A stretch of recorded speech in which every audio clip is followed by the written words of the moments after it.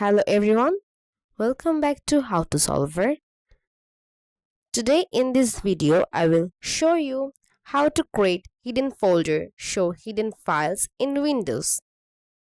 At first, click on desktop and click on new and open a new folder. Rename your folder as you want. Again, right click on this folder and go to properties.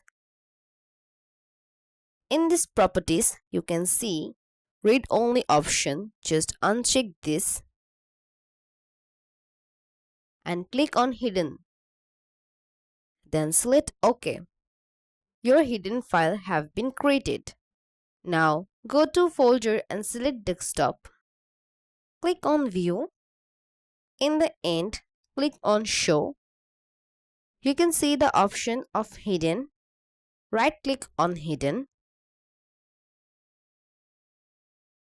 At the top, you will find your recent created hidden file. Just click on it. Drag or copy your file into your hidden folder. That's it. If you all like this video, please like and subscribe our channel. Thank you.